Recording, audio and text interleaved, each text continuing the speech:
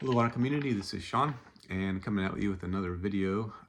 So for this video, I'm just continuing my series of going through my collection A through Z, and this one is an A video showing the last of my A's. So I just have 5 left to show, and each of these artists or bands I only have one record of. Don't have multiple albums from them. Hope everyone's having a great weekend on this fine Sunday. So the first record I'll show is Archers of Loaf. It's called Icky Metal. This is early 90s alternative, 1993 released. Bands from Chapel Hill, North Carolina. I ranked, I'm in the process of ranking my records, and it's a tedious task, one that takes a long time.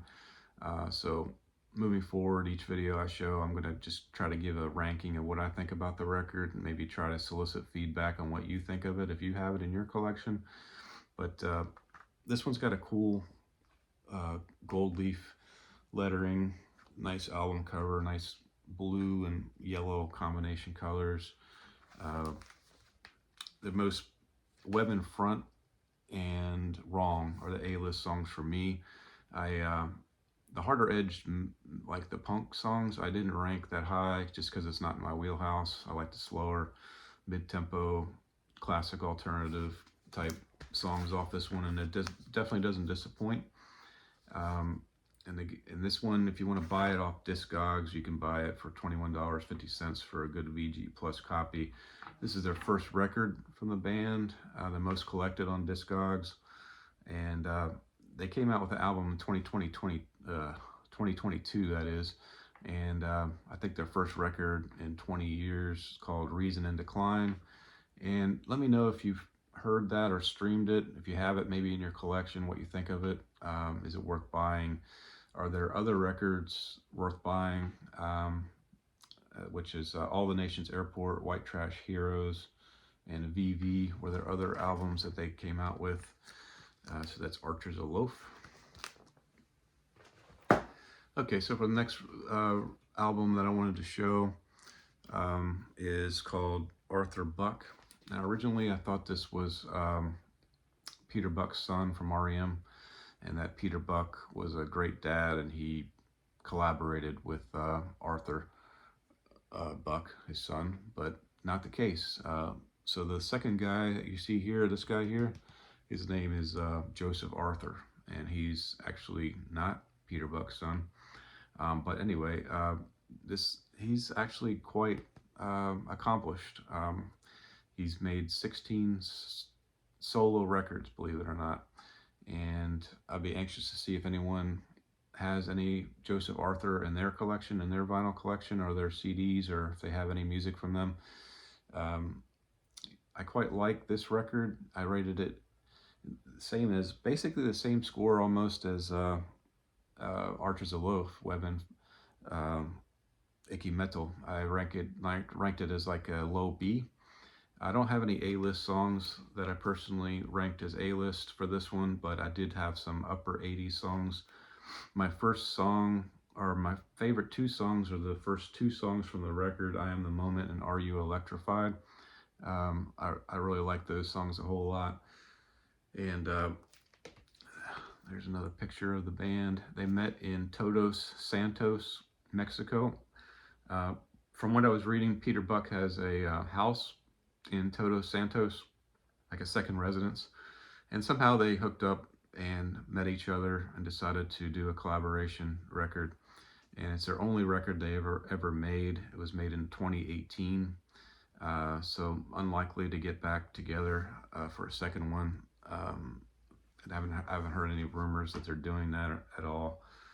This one, you could buy this for dirt cheap on Discogs for a new record sealed. I checked it out. It was $9.95. It's New West Records. And Joseph Arthur was discovered by Peter Gabriel in the mid-90s, I'm sorry. He's the lead singer of Fistful of Mercy, which I've not heard of, RNDM. And like I said, 16 solo records. Peter Buck since he left REM, has been very busy. He's been a band member of the Hoodoo Love Dolls, Hoodoo Love Gods, the Minus Five, Tuatora, the Baseball Project, Robin Hitchcock and the Venus Three, Tired Pony, the No Ones, and Filthy Friends, each of which have released at least one solo album or studio album, that is. And Peter Buck himself has had 6 studio records. So I want to collect those records in the future, from my side. And you out there, if you have any of these records, solo records from Joseph Arthur, from Peter Buck, I'd love to hear from you. If you have any other albums from Peter Buck of the bands he's been in, I'd love to hear it in the comments and what you think of them. And so this is Peter Buck, Arthur Buck, sorry. And this was made in 2018. Okay, next record that I wanted to show is Arctic Monkeys. Actually, alphabetically, this one would have been before Arthur Buck, but we'll move on. And this one's a nice gatefold. And this one has the song Do I Want to Know, Why'd You Only Call Me When You're High, and Are You Mine. Those are the top 3 songs. Actually, Arabella is another one that was released. And I rated this one is in the upper 80s. Out of all the records I'll show, this is my highest rated record. And Fiona Apple, which is the next one, was neck and neck with this one, but this one edged it out just slightly. And another great song on this one is called Knee Socks, which is not released, but I rated that as very high. This band, this is their 5th album, their most collected album on Discogs. And this one gets critically acclaimed from a lot of lists. It's been the Rolling Stone 346 in the 2020 edition of Rolling Stone's Best Records of All Time. They have 7 total studio albums, and the last record is 2022. It's called The Car. And this one, you used to be able to buy, I know I bought this on Amazon for less than $20. It was a ridiculous price. It was like $16. So I snatched it up, and I'm glad I did. I just looked recently, and this one goes for $25 now on Amazon, $24 on Discogs. So it's gone up a little bit in price, but it's their most critically acclaimed record. The band members for Arctic Monkeys: Alex Turner, the lead singer, Jamie Cook, Nick O'Malley, and Matt Hers. And their debut album was the fastest debut album in UK history. Or what did they say? It's their fastest selling debut album in UK history. It's called That's What I'm Not. Whatever people say I am, that's what I'm not. That was their first record. So Arctic Monkeys, if you have this in your collection, let me know what you think. If you have any other Arctic Monkeys in your collection, please let me know what you think in the comments. Okay, so for the next record I'll show, it's Fiona Apple. It's called Title. It's her first record that she's ever made, and this is very soulful, jazzy, sultry. I love the tempo of all these songs. It's kind of like, I mean, to me, it's like every bit as good as Amy Winehouse. It's in that same vein. And Shadowboxer, Criminal, 2 A-list songs for me. Carry On, the last song on the record, which was not released, maybe my favorite out of all of them. Sleep to Dream is also excellent, the first song off this record. And this one's a Vinyl Me, I just poked myself in the eye. This one's a Vinyl Me Please edition.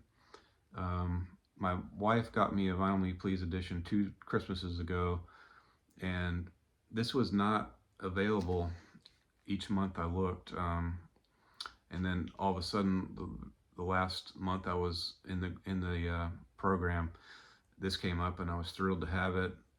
When it's all said and done, I think it's going to be my my favorite Fiona Apple, or my favorite Vinyl Me Please record. that I rate. We'll see when I get to the other ones, but just a great record from her. This one's nice gatefold, and again, since it's Vinyl Me Please, it sounds excellent on the turntable. I don't know if anyone has any experience with Vinyl Me Please, but to me, all their records just sound really great. Um, can't recommend Vinyl Me Please enough. And so the notes I wrote for this one, yeah, it's her first album, most collected from Discogs.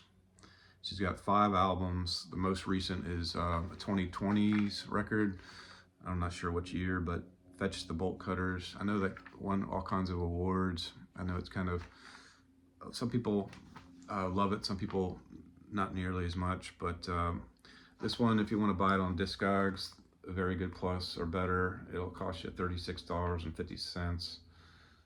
She's from the U.S. She grew up in New York, and then she had a rough upbringing. I guess she had a falling out with her mom, moved with her dad to the West Coast, and went from New York to Los Angeles. She had some really tragic things happen to her, kind of a sad story, but she's overcome a lot, and she's making great music. And definitely I want to get more Fiona Apple records. So what do you think of Fiona Apple? What do you think particularly of this record? What do you think of Fetch the Bolt Cutters? Is it rank up there with this one? Let me know in the comments. Okay, so for the last record that I'll show, it's this was made in 1982, so I was 11 years old at the time. It's called Asia, and this is a super band or super group formed from the members of King Crimson, Uriah Heep, which is John Wetland, Steve Howe, and Jeffrey Downs from Yes. Jeffrey Downs was also Buggles, and then it's got Carl Palmer, the drummer, drums and percussion, and he's from Emerson, Lake and Palmer. And also, I read that Jeffrey Downs is the only person that has been with all their studio albums of Asia. Believe it or not, they've had 13 studio records, 7 of which John Wetland is the lead singer, and then 6, I'm not familiar with him, but John Payne was the lead singer of the other 6. And I guess I didn't realize this until I researched it for this video, but John Wetland came back to Asia. I had no clue, starting with the album Phoenix. And then I think they made like 4 records with him as the lead singer on their comeback.